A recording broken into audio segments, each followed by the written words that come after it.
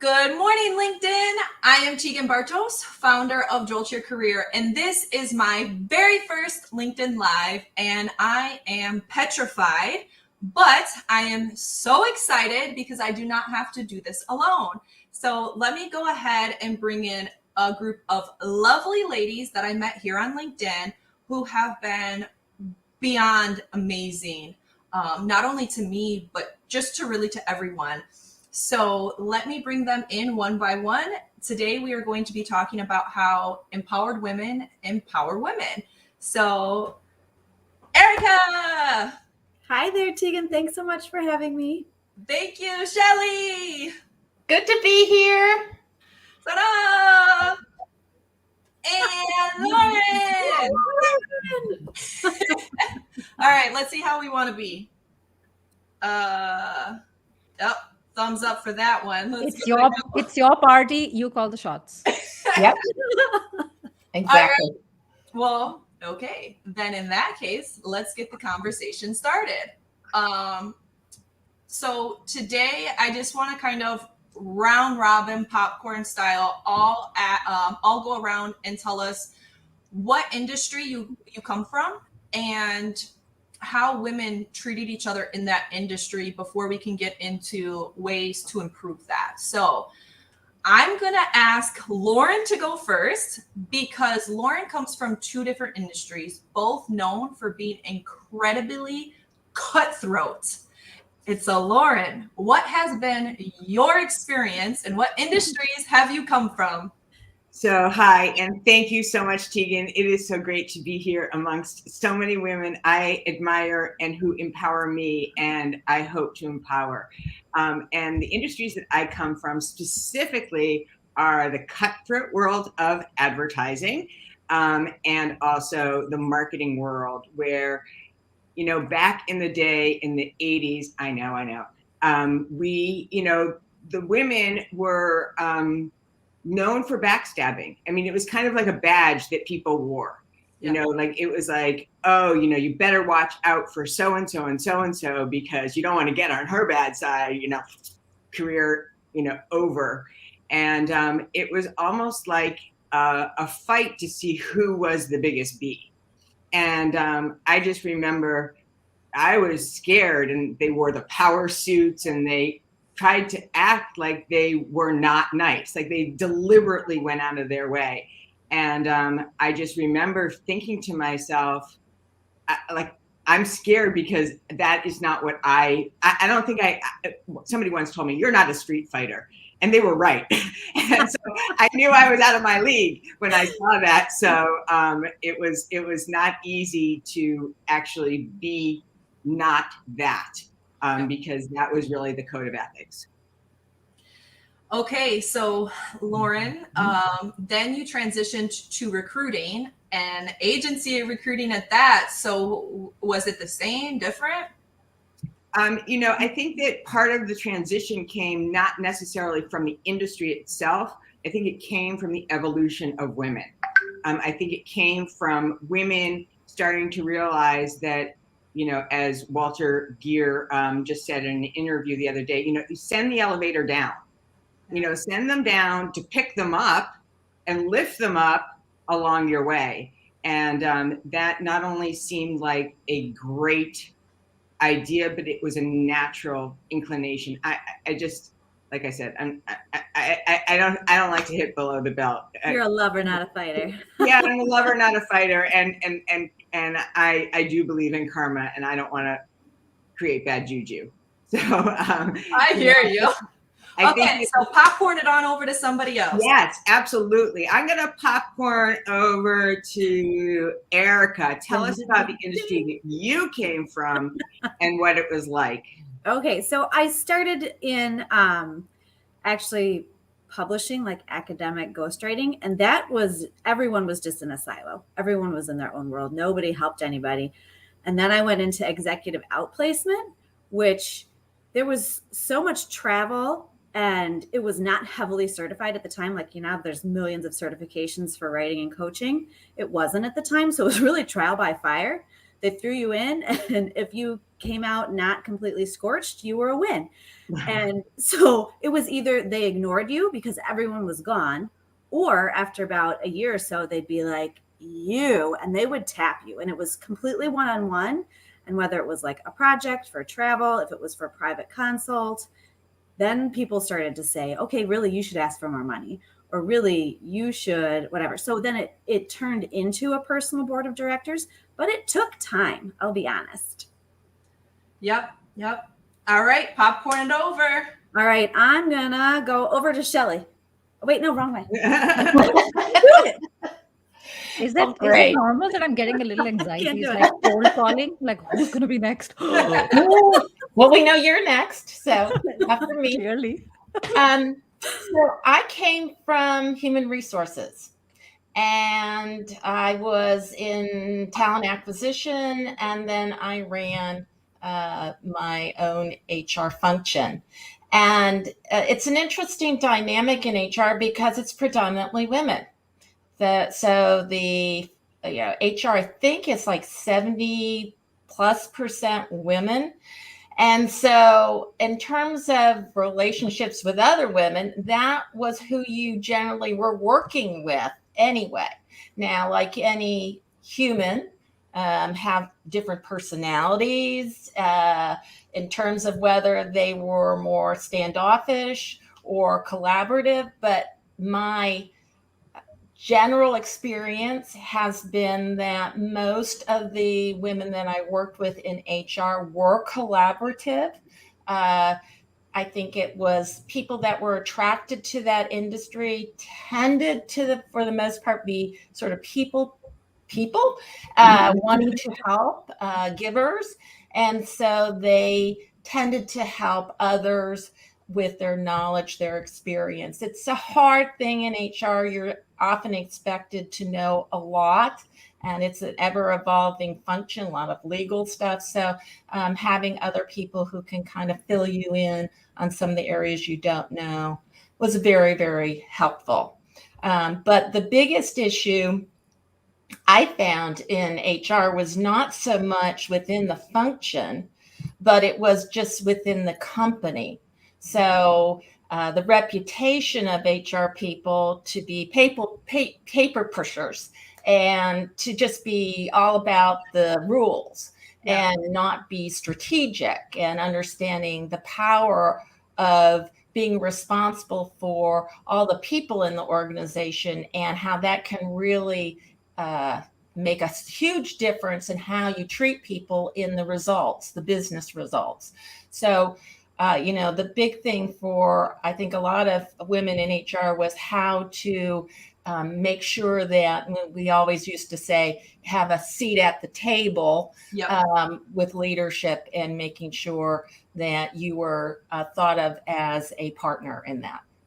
Yeah, that's awesome. All right, last but definitely not least, Sonal, also coming from HR, which is awesome. So you get to share a different perspective and can share a perspective from like so many different countries, which is awesome. Yeah, I echo a lot with what Shelley already said. But first of all, can I just say this is so awesome to be here? I feel like, like this is the inauguration party for a friend of mine, and she's just come up I with got the party in the background.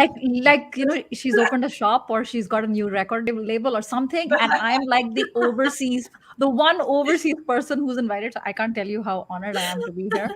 I echo, like I said, I come from HR, but I've also spent a little amount of time in management consulting because I was in Chile in PwC. I'm not a fan of generalizing, so I'm very, very careful with that.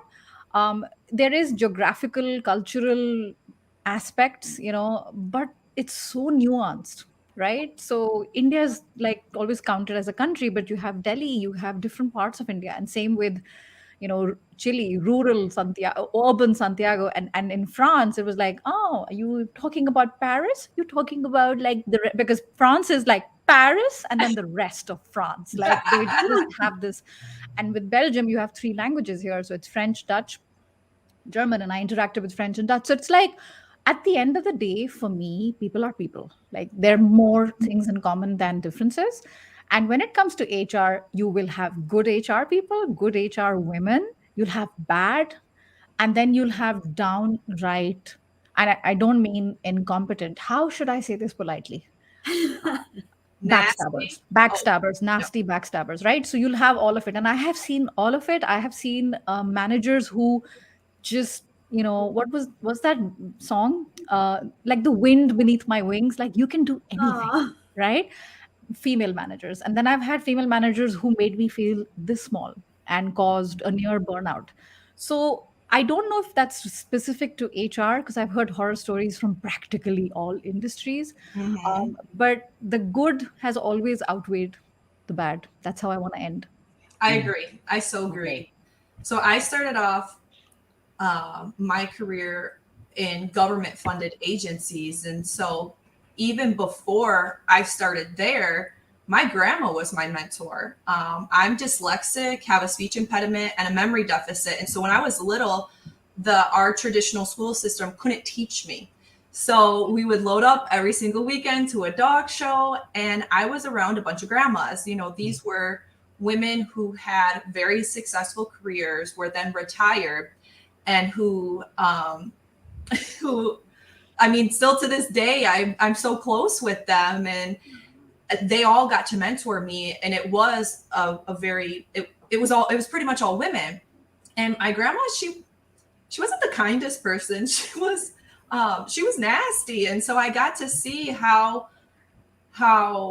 people who don't treat each other kind, it's because they're dealing with something on their own, or they felt betrayed in a way, or it was a miscommunication. So I got to see from a very young age how something so little can impact, things for years to come. And then once I got into the agency side, there was a lot of women in my career and men kind of higher up. And so it was so interesting how on, mid-level, early level, senior level, women had to figure out how to play nice to each other. But because the organizations were so small, at times it was really cutthroat. But just really quick, I'm just going to do a shameless plug to a couple of my early on mentors, Jan Larson, Tammy Young, and Brittany. Oh crap, I can't remember her last name, but Brittany girl, I love you. All three of these women have just been so inspiring. And it was like Brittany's motto, for example: let me teach you, take my job, have it. Do you know how much of a headache this job is? She's a director still for Job Corps, and it's just those types of women in my career have really taken me to have the perspective of, I don't care what's going on in my life. Like, I want to build other people up. And when I am feeling the lowest, that's when I give the most, because it feels so good to give and to be kind. And I see that with all of you as well. So I cannot wait to hear what ideas you have or have done throughout your careers to open more doors for women. So Shelley, I'm going to go with you first. Well, great. I'm a big believer in this. And, depending on the organization I worked with, sometimes women seem to be very empowered and other times not. And oftentimes that was because senior leadership and really how they thought of women. One of the things that I did as director of HR, and I thought this was really helpful, was I was hearing among my staff, especially the newer kind of entry-level female staff, that they were interested in mentorship, but didn't really know what to do or how to go about it. Mm-hmm. So with my boss, we had, I remember, a lunch and learn. We invited everyone who was interested in being a mentor or being a mentee. Okay. And we had a large lunch. And my boss and I, we talked about the benefits on both sides of that relationship. So for the mentees, obviously, it was to be able to learn from somebody who had a little bit more experience in an area and having it as a powerful tool for them in their career. But we also sold it for our mentors. because that gave them an opportunity for leadership. It also helped them potentially with working with somebody from a different generation. So it was really nice because everybody talked about what they were looking for, either to be a mentor or mentee. And what we told them was we didn't want it to be a formal program, because I'm not a big believer in necessarily matching people, that it should be sort of an organic relationship. And so many of the people in that group did connect, and they had mentor relationships that went on for months and sometimes years. So it was just a really nice program. And I'm so glad that I introduced that to a lot of people who might not have thought about that as a part of their career, an important part. That's awesome, because that's something anyone can do. I mean, even if you're not in the HR function, hey, I want to do a lunch and learn, invite a couple of people and hopefully have somebody, in the organization get the bill. But like, wow, that's awesome. Okay, so Erica, on my screen, you're next. So what ideas do you have or have done? Okay, so one of the things I did when I became head writer is I noticed that, like I said, either you're invisible for a lot of the time because so many people were traveling. So one of the things that I did was I implemented a tracking system. And this might seem a little like, robotic, but what it did basically was that it weighed the task, and it created a very visual, objective, sheet that I could share. I could advocate for bonuses and promotions by saying, like, look how many files they're doing every day. And when they're done, they're not just sitting back, they're cross-training, they're helping other departments, they're taking on projects. It did a couple of things. It showcased how much the women were actually taking on, because they were much more likely to go over to proofing or processing and be like, what do you need?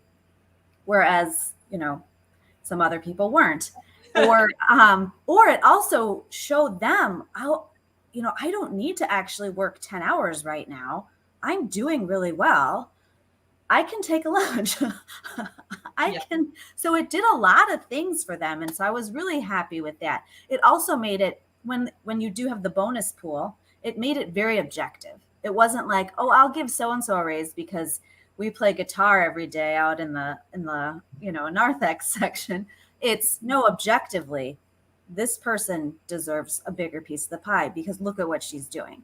Then from a visibility standpoint, telling the leadership team who you've tapped as your successor has been huge, because there was one person who they didn't even want to hire her. She looked too transient. She'd had a lot of jobs. And I looked at her and I'm like, she's bored. And so I gave her more and more and more. And then when I was going on maternity leave, I was like, I know this person is the newest hire. She's the person who should do it. Mm. So, and they wouldn't have seen that. Right. And then even I'm a ruminator. So I walk and think. So one of the things that I did, I didn't realize how effective it was until after a while, was I would walk around the office with a file folder. So I was looked like I was going somewhere, but I would and I'm really just pacing, but I'm walking around with like my file folder, like, oh, I've got to get this to so-and-so. And I'm walking around the whole office multiple times a day, probably 3 times a day at least, stopping by people's desks. What are you doing? How's that thing coming through? I knew so much of everyone's business. And so that worked out great unintentionally, but I would totally advise other people to do that. If you're not on site, or if you're a little more introverted, taking meeting minutes can help. I know there's kind of that fine line between like, do you serve as a secretary? Do you serve coffee? Like, you've got to be really careful about it. But it was a great way to insert myself into higher levels of the business and be visible. So and then also warning people, right? Stay away from so-and-so. Don't get in a corner with so-and-so. If you've got to travel, don't go with so-and-so because they drink too much, whatever. You got to warn them. That's so many gossip if it's true. I love that. Like, data does drive decision-making. Mm-hmm. Making yourself be visible, even if it's unintentional or uncomfortable. If you don't have visibility, there can't be anything. And as leaders, intentionally groom someone for your succession. And so Thank you. I know Sonal has a hard stop in 10 minutes, so I want to get to her next before she has to drop off. But thank you for popping my LinkedIn Live cherry. Um, you're very welcome. That felt weird. No, I negotiated. So the dad is doing the pickup today. Oh, hey-oh. No, I apologize because my eyes are watering. I wanted to give an answer which might come across as a little controversial, but I'm just gonna say it because I Bring think it. we need more of this in the world. And one of the points I feel like Erica was in my head because she echoed. So I feel like there are three things that empower um, and open more doors for women. And I can tell you it's a journey and we're all on it. It's not rosy and sunny all the time. The first is mindset of abundance, which I did not have up until last year. So Really? when I was starting out in the career industry, I was like, wow, these people are so successful. Look at this woman, look at that woman. Oh, LinkedIn top voice. I'm never going to get there. And what did that result in? Feelings of jealousy. And I unfollowed a lot of people. We don't talk about this. We don't talk about the not so good side, which is the comparisonitis, which we all have. Um, and when I got over that crap, which I had told myself, and thanks to a coach actually, who helped me a lot. I mean, like every single person that I was jealous of has either been on my podcast or on my live stream. Like, I mean, they're wonderful people, and I genuinely like, I don't say this lightly, I genuinely love them. What was the difference? It was the mindset of abundance that they want me to do well, and I'm not their competition. It's a collaboration game.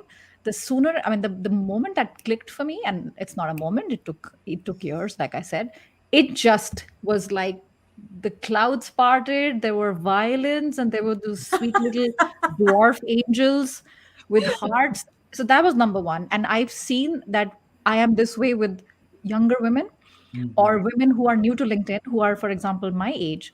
And I can see there's something they're doing wrong. Nobody's telling them, like huge post, 3,000 characters, get to the point. And I give them, they're like, they're so grateful. Or, this video, make it like, you're so sweet. What can I do for you? I'm like, nothing. Like, I'm so, like you said, I'm addicted to it. It just feels good. There's something called a helper's high. There's research on it. It makes us feel good. It's like dopamine. The second thing that helps is mental health.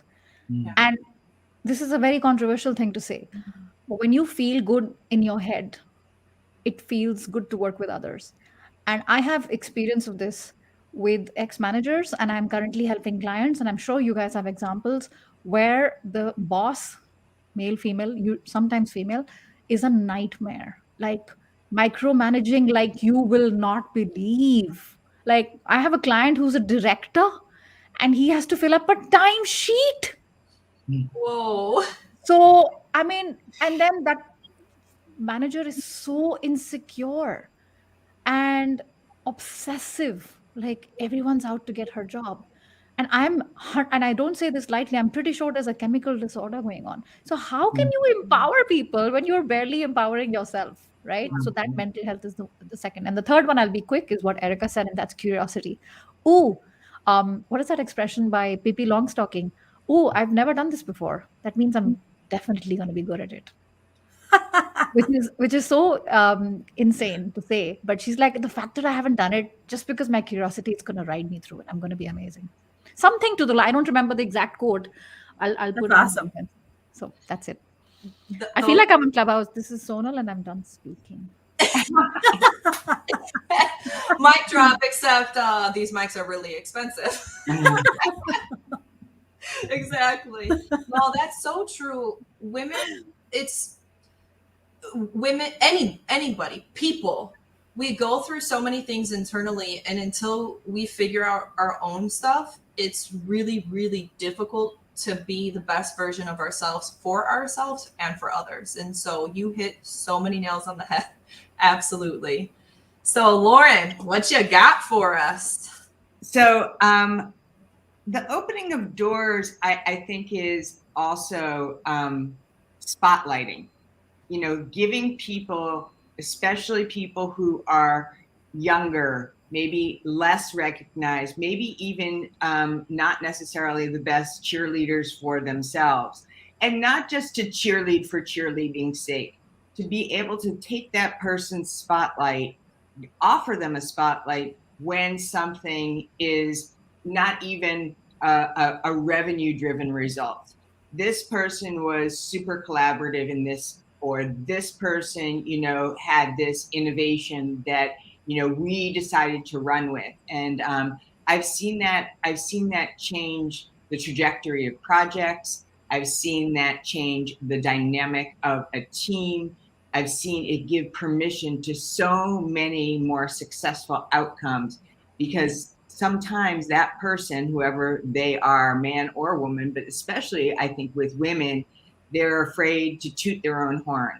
They're afraid to take credit where credit is due. Yep. And sometimes you, as the manager or, the director, is, there to actually identify that win that they have not even, seen for themselves. So I think that I've played that role as a spotlighter. I've played also the role of really in the opening doors, teaming people up together so that they can, somebody who's really strong in this area with somebody who needs a little bit of help, so that there's some level of accountability or partnership. And the other big thing that I think is kind of like the door opener. I remember back in the day, that insider's guide to colleges, where they would tell you, don't take that professor because, rocks for jocks is really not rocks for jocks. It's really hard. And I what like does that mean? What does that mean? It was like geography or geology was supposed to be like a super easy class, and they would say oh, it's called rocks for jocks. But what this is the things that they do, but is to give away some trade secrets. Yeah. And I'm not saying here I'm going to hold them for myself, but to make sure that somebody is armed with insider tips that can be super helpful, time saving, and not be so secretive and territorial about it. I think that was one of the things that I found so difficult about some of the prior opportunities that I had, that it was we're going to watch you fail, versus here, let me give you some really helpful kind of ways to go about this. Or when you talk to this person, you might want to think about this, just to keep things on the level and not make it like you have to crack a code. Yeah. And so I really think that some of that is also a byproduct of wanting others to succeed. And going back to some of Sonal's points about abundance mindset, the flip side of that is, there is no scarcity. Everyone can be successful. Everyone, within their areas, and everyone can win. And I'm not saying at all times, and it's nice to see people being recognized and merited for the skills that they have. And there are other things aside from driving revenue. You could be that person who just has such a way with presentations, or making sure that projects get done on time as a producer, and making sure that everything is smooth and seamless. So there's lots of different wins, and I think that it's really important to open doors for people who are not necessarily, seen as necessary the big extrovert or the egomaniac or the center of attention. I think it's really important to find a balance across all recognitions. And it reflects well on you. Yeah, as a leader. If your team totally does. Yeah. It totally does. I mean, of course you're not doing it for that reason, but it does work as an attraction. Yes, it absolutely works as an attraction, because people want to feel safe. Yeah. And they want to feel that there is a camaraderie and some glue of trust that goes through, with whatever team or wherever you're managing. And that perfectly segues into the next question. So there's some of us who struggle with asking for help. There's some of us who don't work at functional organizations and are more in a toxic workplace and, not really sure what to do next, or have gone from one toxic to the next toxic. No matter how much research they do, it just, some things don't seem to line up. So just real quick, because I want to be respectful of all of your time, for the people who feel like I have to do it all myself, or I'll be less than if I reach out for help or if I collaborate, what would you say to kind of go from that mindset to the abundance mindset? So Erica, you're next. It's contagious. I focusing on, what's driving that fear. If that's the impetus, if they're really kind of hoarding, like what's driving that, and trying to tap into, because if it's a habit that you're repeating, then that becomes kind of concerning, right? If that keeps manifesting from one organization to the next, then yeah, the defining factor is probably a little closer to home, right? So then you might want coaching, right? You might look into, doing the job journal that we talked about with Niatu, trying to reflect on that. Then even, I think one of the easiest ways to get somebody to like let go is to ask them, like, what do you hate doing? And then just have them list it, right? And there's always something. And then at the end of that list, don't, right? Delegate, hire, outsource, ignore it. We had one person who, before we were cross-training anybody, she was solely responsible for letters, like any sort of correspondence to the client organizations. She hadn't been on vacation in forever. They just piled up on her desk. She's like, I can't, I'm done. Like, you have to. And if you're feeling the less than, like the second part of that question, if you're job seeking, or if you're trying to decide if you should go up for that project or that promotion, I'll tell women to, like, okay, have you ever worked with a really crappy coworker? Now imagine it's you versus them. And if you don't go for this person is going to be steering this truck right into a brick wall. So you give it your all, you get it. Or the other thing is, we've all got those voices, right? Imagine what you would tell your sister or your best friend. Like, you wouldn't be like, yeah, I don't know if you're good enough. You wouldn't say that. And so talk to yourself in that way. We are absolutely our own worst critics. And it's so self-sabotaging. And I understand there's different cultures that believe in different things, but if you want something for yourself deep down, or if something keeps, bubbling to the surface, there's an itch that you can't scratch. Where there's a will, there's a way. And so, Shelley, what would your advice be then for someone who's their own worst enemy? Well, I can really understand that. I can say, really early in my career, I never asked for help. I thought that was a sign of weakness.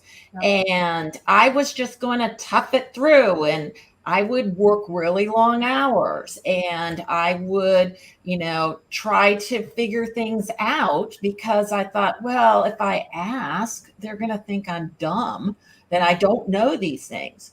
And one of the epiphany for me came when I was come home from work, and I was tired and exhausted day after day after day. And I'm like, I can't do a career like this. It will kill me. It will literally kill me. And so part of that was just thinking, okay, I'm a smart person. I can figure out better ways to do this, because this is just not working for me. So a lot of that was, okay, what are some of the things that I can do to make my life easier? Yep. And so some of that was, can I delegate? Is there a way for me to delegate some stuff off my plate? Is there people who know more than I do that maybe I can get a quick tutorial, things like that? And what happened is, as I did this more, I realized that all these people around me were doing it. I just wasn't paying attention. So as I was asking people, they're like, sure, yeah, I didn't know how to do this. I asked so and so. And it was like, oh, wow, there was like this hidden world that I didn't even know about. So I would just say, you can figure this out. There's nothing wrong with asking for help. We always tell our kids, if you can't try to figure it out, but if you can't, ask for help. Don't keep on spinning your wheels. And I think as women, we have to take our own advice and do that. And in terms of I think this imposter syndrome that a lot of women have and men do, I always think about the conversation I have had with my brother. He's a CFO, and he told me, people were coming to me asking about all these things. And he's like, I don't know what about it. But then he said, I realized the same thing is they were getting all these questions and they didn't know, but what did they do? They just figured it out. So, we are all better than we think we are. And we should all celebrate the fact that we're good professionals, that we're smart, we can figure these things out and be successful. Yes, we can. All right, Sonal, you're next. Yeah, I think I love what Shelley said, because otherwise we are hypocrites. We have double standards if we tell our children one thing and we do something else. So I like to call myself out, because I'm like, oh yeah, because I'm not practicing what I'm teaching. So that's a really good reminder. I know that sounds harsh. I don't know if you guys remember the name. There is a novel with cartoons in it. Maybe somebody in the comments, if you can put it. There's a boy and his horse, and they go around everywhere. My sister told me 2 days Oh, ago, and I forget yes. it.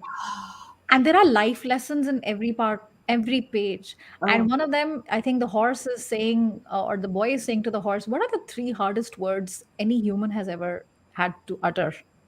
I need help. Yep. And I want to look at the sentence. I have to do it all, or I am less than. So the word I is a word. It's a very tiny word, but that's the only word that's repeated here. So I want to flip this, and I want to tell you a very, very quick story. I know, by the way, can we just say, Tegan, you're like managing comments and banners. Like, you're like such a pro right now. Like, I feel like you've been doing this forever. Between you, Lauren, Gillian, and Brenda, I have picked your guys' brain, watched your guys' tutorials, and was like, okay, I am petrified. Let me try to figure this shit out before I do it, so that way it's not as bad. You're amazing. I mean, yes, it takes a village, but you're executing really well. I want to tell you a very quick story. So 2012, November, I had my second kid. We moved to a new house. The big kid started a big school, and we had a baby. So there were a lot of changes. And my mom came from India. And you guys, I'm guessing everyone's a parent here. You guys remember the first few weeks of having a baby?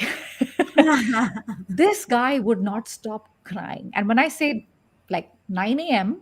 to 10 p.m., it was just like, wow. And it went on from week 3 to week 11. I couldn't understand. I'm like, how much can I feed this dude? Like, it doesn't stop. And I remember just one day just in tears with my mom, because I was like, I don't know. I even had weird thoughts like, maybe we shouldn't have had another kid. Like, life was so easy and I was like, why am I saying that? What a horrible thing. My mom said, do you know someone who has 2 kids? And I remembered a friend who had just moved from the UK to Belgium, and her name's Claire. So I called her and we talked for an hour. And she's like, I honestly don't know what to tell you. I do know it will be okay. Yeah. Just run through it. Just don't worry. And that was that. And a few weeks later, what she told me was she was in clinical depression because she'd moved to this country and she didn't know anyone. She missed her parents like mad. She missed everything about home. She'd never left the UK. She was homesick like mad. She's like, your call made me feel useful again. So the moral of the story is, I want to flip the asking for help.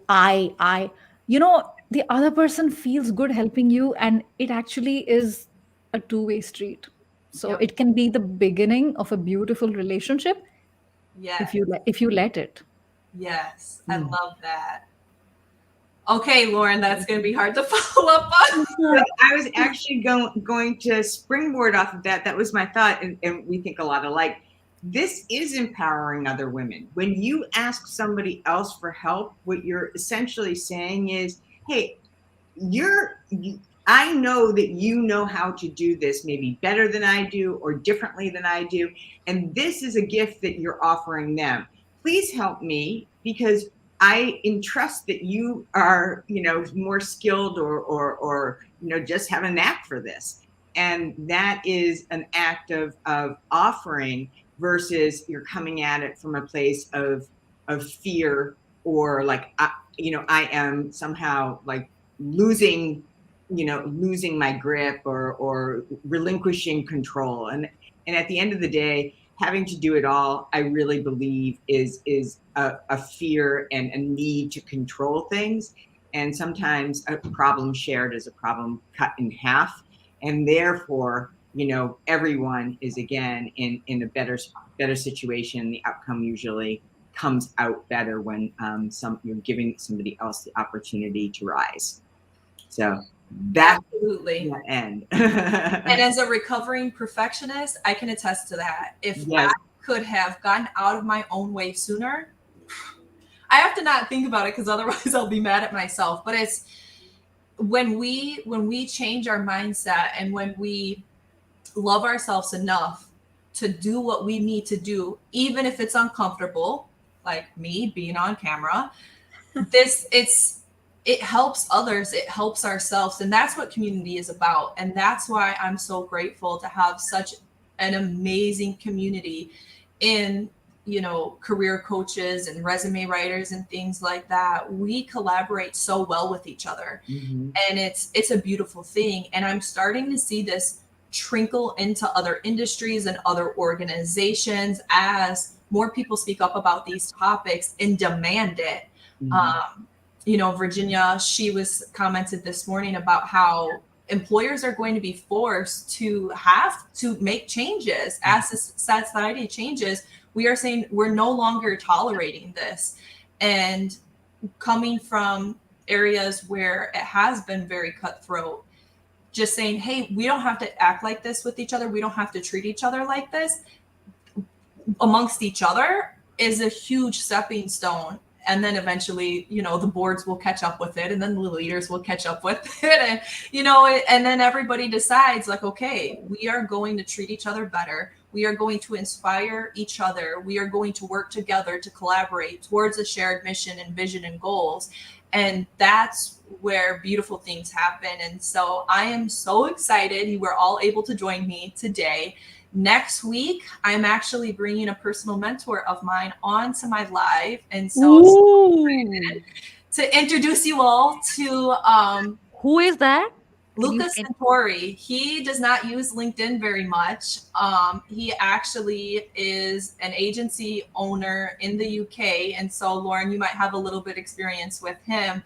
And while I was working on finding a business coach, because there was a couple of things that didn't sit right with me, and you all have been a tremendous help, inspiring me and mentoring me in different areas of things, that we've all discussed offline.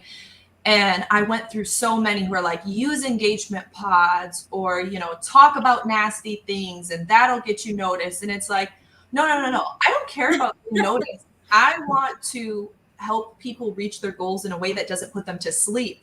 Like, forget all the cutthroat stuff. Like, I just want to be less boring and come out of my shell a little bit. And, me and Erica talked about being introverted.